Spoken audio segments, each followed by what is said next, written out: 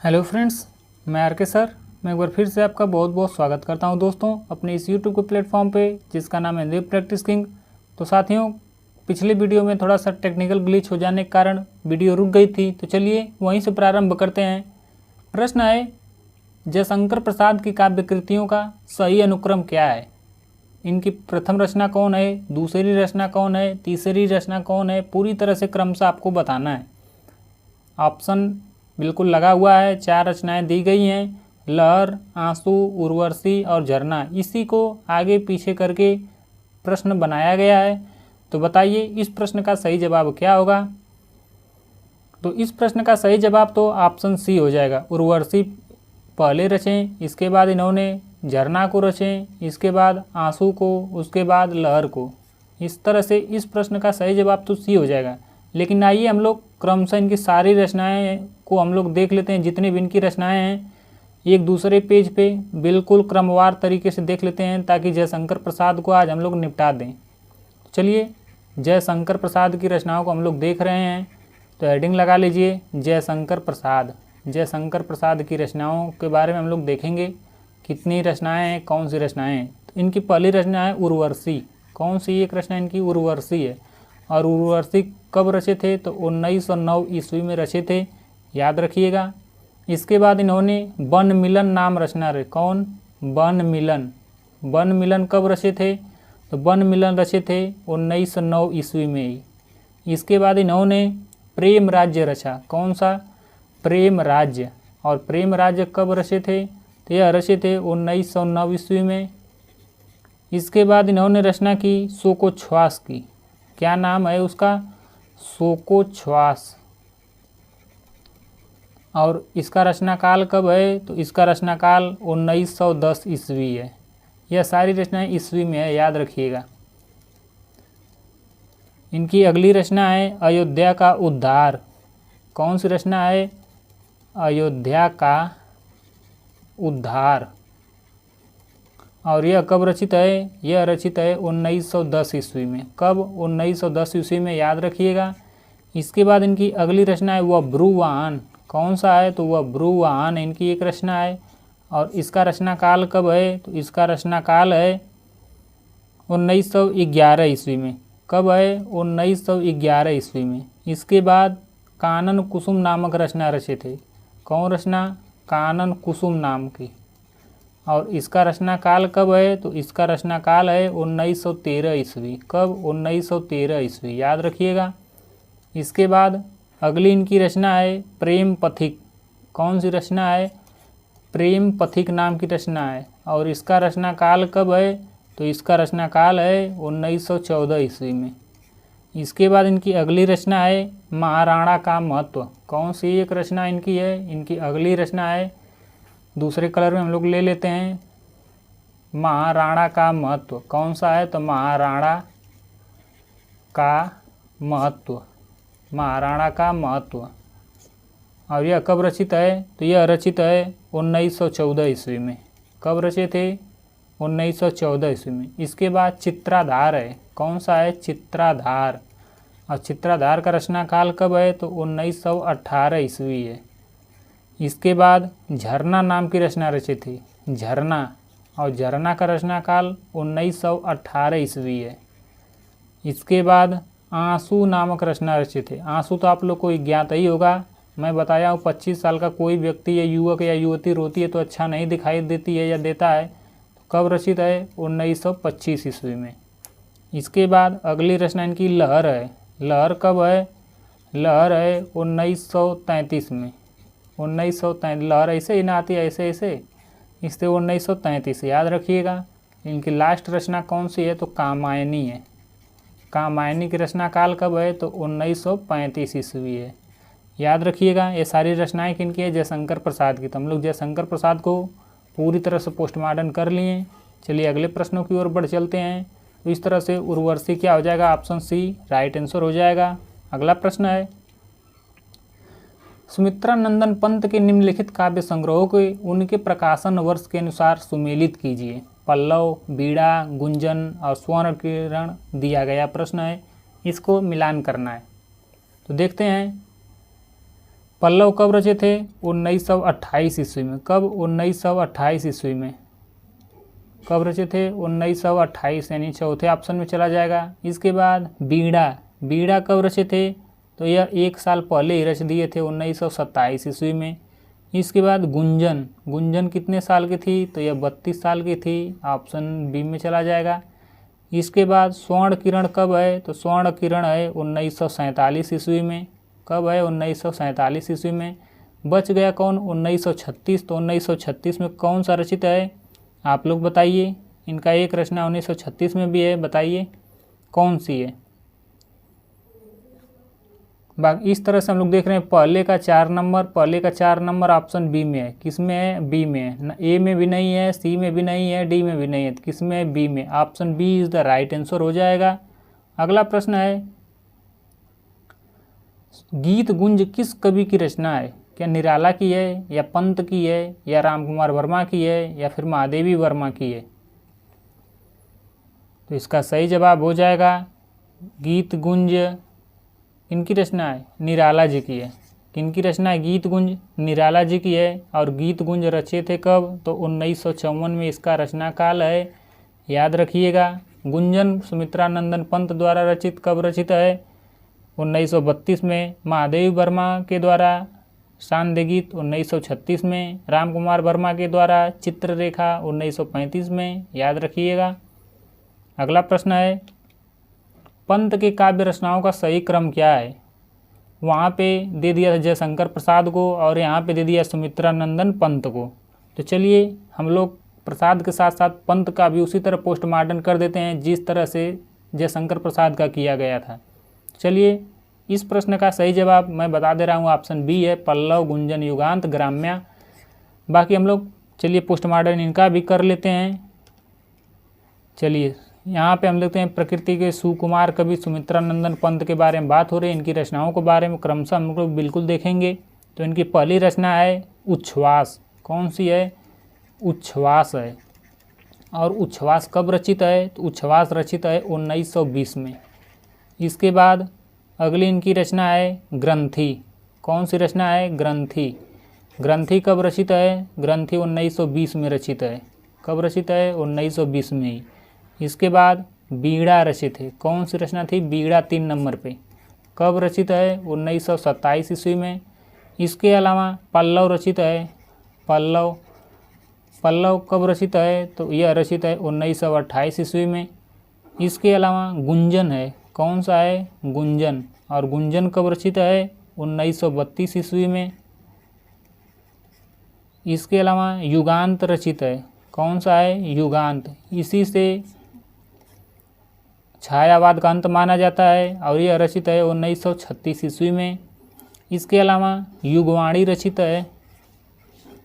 युगवाणी, और यह कब रचित है? तो यह रचित है 1939 ईस्वी में। इसके अलावा ग्राम्या, कौन सी है? ग्राम्या। और ग्राम्या कब रचित है? तो 1940 ईस्वी में। इसके अलावा हम लोग कुछ अन्य रचनाओं को भी देख लेते हैं। इनकी अन्य रचनाएं कौन कौन सी है? एक तो इनकी रचना स्वर्ण किरण है। कौन है? स्वर्ण किरण। और स्वर्ण किरण का रचनाकाल कब है? इसका रचनाकाल 1947 में है, यानी सुनहरी किरण जब हमारा भारत आज़ाद हुआ उस समय का चरित्र चित्रण इसमें है। और इसके बाद स्वर्ण धूलि। इसके अलावा और कौन सी इनकी कृति है? स्वर्ण धूलि है, यह अभी 1947 में ही है। इसके बाद उत्तरा है। कौन सी? उत्तरा। उत्तरा कब है? 1949 में रचित है। इसके अलावा युगपथ है। कौन सा है? युगपथ। और युगपथ कब रचित है? तो यह 1949 ईस्वी में रचित है। इसके अलावा अतिमा है। कौन सा है? अतिमा। और अतिमा कब रचित है? यह 1955 ईस्वी में रचित है। इसके अलावा कला और बूढ़ा चाँद है। कला और बूढ़ा चाँद, यह कब रचित है? यह रचित है 1959 में। और इनकी एक दो रचनाएं और बच जाती हैं, जैसे कि एक तो हो जाएगा लोकायतन। लोकायतन, लोकायतन कब है? यह है 1964 ईस्वी में। इसके अलावा बच गया चिदम्बरा और सत्यकाम। चिदम्बरा और एक और रचना इसी तरह सत्यकाम। ये दोनों रचनाएं कब रचित हैं? ये दोनों रचनाएं 1975 ईस्वी में रचित हैं। याद रखिएगा। इन हम लोग ने प्रसाद के साथ साथ पंत का भी पोस्टमार्टम कर दिए हैं, इसे बाहर नहीं कोई जाने वाला प्रश्न है। तो चलिए देख लीजिए, उच्छ्वास ग्रंथि, बीड़ा, पल्लव, ये सब कब है? ये सब क्रमशः है। तो इस तरह से हम लोग पल्लव यहाँ पे दिख गया, तो क्या हो जाएगा? Option B is the right answer हो जाएगा। अगला प्रश्न है, उत्तरायण महाकाव्य के रचनाकार कौन है? बताइए कौन है उत्तरायण के रचनाकार? यह क्या है? पहले तो यह महाकाव्य कौन सा है? उत्तरायण, याद रखिएगा। और किनका है? क्या हरिऔध का है, या राम कुमार वर्मा का है, या सियाराम शरण गुप्त का है, या फिर राम नरेश त्रिपाठी का है? इसका सही जवाब हो जाएगा राम कुमार वर्मा का है। किनका उत्तरायण है? राम कुमार वर्मा का। बाकी हरिऔध के द्वारा कौन सा महाकाव्य लिखा गया? इनके द्वारा प्रिय प्रवास लिखा गया। कौन सा लिखा गया? प्रिय प्रवास। और यह कब लिखा गया? तो 1914 ईस्वी में लिखा गया। यह क्या इनके द्वारा? महाकाव्य है। बाकी सियाराम शरण गुप्त के द्वारा जो काव्य ग्रंथ लिखा गया उसका नाम क्या है? आर्द्रा है। क्या नाम है? आर्द्रा। और यह है क्या? यह काव्य है, काव्य ग्रंथ कह सकते हैं इसको। इसके अलावा राम नरेश त्रिपाठी के द्वारा एक खंड काव्य लिखा गया। कौन सा खंड काव्य? इसका नाम है मिलन। क्या नाम है? मिलन नाम से खंड काव्य रचा गया। चलिए अगले प्रश्नों की ओर बढ़ चलते हम लोग। अगला प्रश्न है, छायावाद के समर्थन में सबसे पहला लेख लिखने वाला लेखक कौन है? क्या जयशंकर प्रसाद हैं, या मुकुटधर पांडे हैं, या श्रीधर पाठक हैं, या फिर नंद दुलारे वाजपेयी जी हैं? तो इसका सही जवाब हो जाएगा ऑप्शन बी। क्या हो जाएगा? मुकुटधर पांडे। मुकुटधर पांडे ने 1920 ईस्वी में जबलपुर से प्रकाशित श्री शारदा पत्रिका में हिंदी में छायावाद इस नाम से शीर्षक से लिखे थे। और हिंदी में छायावाद शब्द का सबसे पहले प्रयोग करने वाले भी मुकुटधर पांडे ही हैं। दोनों बातें याद रखिएगा। कब 1920 ईस्वी में। कब रचे थे? 1920 ईस्वी में। किस पत्रिका में? तो श्री शारदा पत्रिका में। किसमें? श्री शारदा पत्रिका में। और कहाँ से? तो जबलपुर से। जबलपुर कहाँ पे है? तो एमपी में है। याद रखिएगा, यहीं से प्रकाशित किए थे। और किस नाम से पूछ दे किस नाम से किए थे, तो इन्होंने हिंदी में छायावाद किस नाम से किए थे? हिंदी में छायावाद। हिंदी में छायावाद इसी नाम से इन्होंने प्रकाशन कराए थे, याद रखिएगा। और इन्होंने सर्वप्रथम इनाम दिया था छायावाद, इसलिए इनको छायावाद का नाम का प्रयोक्ता भी कहा जाता है। अगला प्रश्न है, अग्निपथ के पार चंदन चांदनी का देश किनकी पंक्ति है? हरिवंश राय बच्चन का, या महादेवी वर्मा का, या राम नरेश त्रिपाठी का, या फिर नरेंद्र शर्मा का? अग्निपथ के पार चंदन चांदनी का देश है, ऐसा किसने कहा था? ऐसा कहने वाले महादेवी वर्मा हो जाएंगी। कौन हो जाएंगे? ऐसा कहने वाले महादेवी वर्मा हो जाएंगी। याद रखिएगा, option B is the right answer. इनकी कृतियाँ हैं निहार, रश्मि, नीरजा को, सांध्य गीत, यामा, दीपशिखा, सप्तपर्णा, यह सब इनकी रचनाएं हैं। चलिए हम लोग क्रमशः इनकी भी रचनाओं को देख लेते हैं थोड़ा सा, क्योंकि 5-7 वीडियो बाद इनके बारे में थोड़ा सा बता रहे हैं तो थोड़ा सा देख ही लेते हैं। निहार कब है? निहार यह रचित है 1930 में। इसके निहार के बाद रश्मि, निहार रश्मि किसको? नीरजा को। इसके बाद नीरजा हो जाएगा। तो यह कब है? 1932 में। इसके बाद कौन सा? नीरजा हो जाएगा। निहार रश्मि नीरजा को। और नीरजा कब है? यह 1935 ईस्वी में रचित है, याद रखिएगा। इसके बाद हो जाएगा सांध्य गीत। कौन सा हो जाएगा? सांध्य गीत। और सांध्य गीत कब रचित है? यह रचित है 1936 ईस्वी में। इसके बाद यामा हो जाएगा। मैं बिल्कुल क्रमशः बता रहा हूँ। यामा कब रचित है? तो 1940 ईस्वी में। इसके अलावा दीपशिखा हो जाएगा। कौन सा? दीपशिखा। और यह कब रचित है? तो यह रचित है 1942 ईस्वी में। इसके अलावा लास्ट इनकी रचना सप्तपर्णा हो जाएगी। कौन सा? सप्तपर्णा। और यह कब रचित है? यह रचित है 1960 ईस्वी में।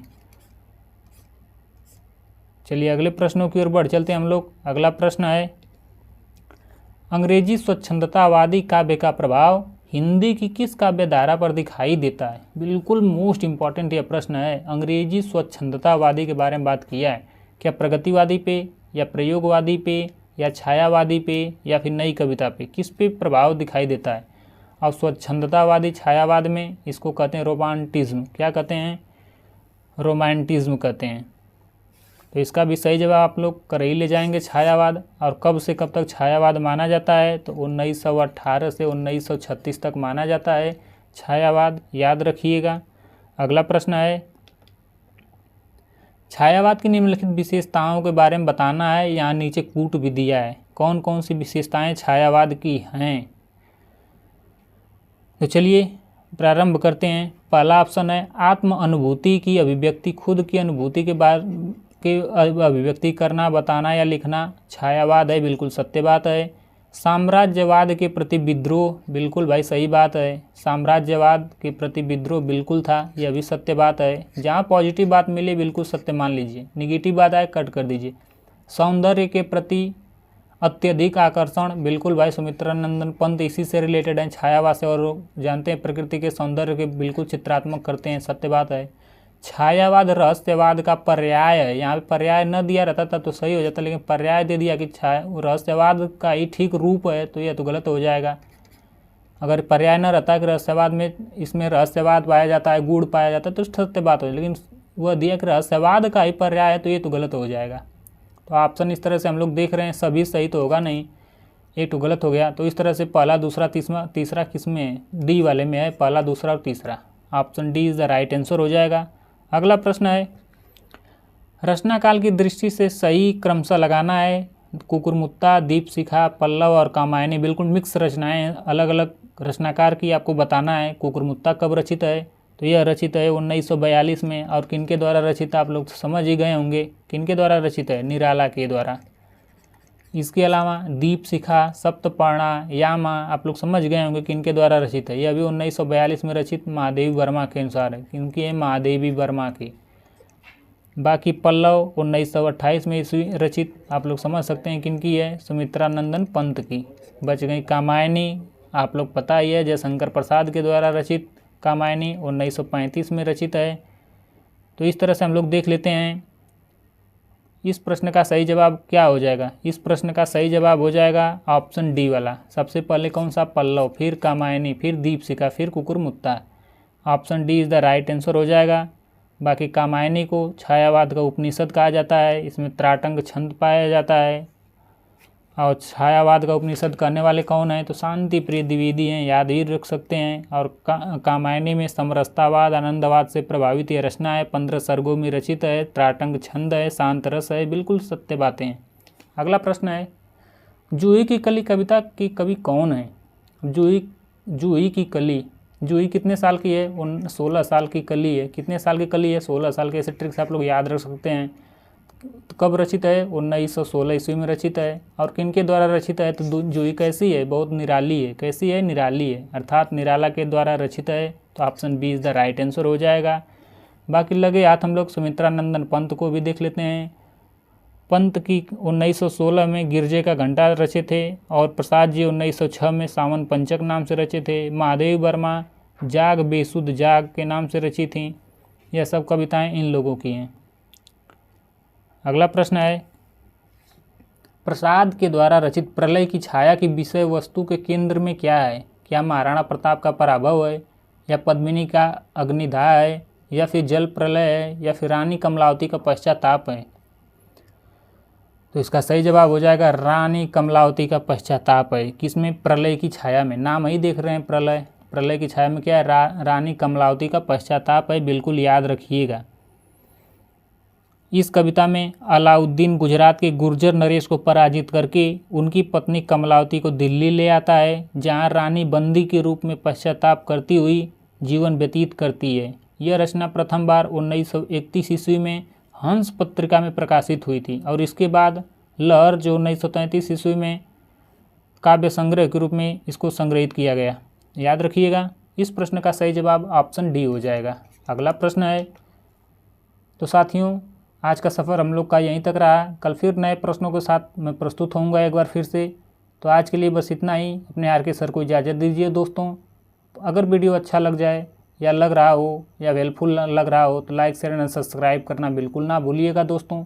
चलिए आज हमें इजाज़त दीजिए। धन्यवाद।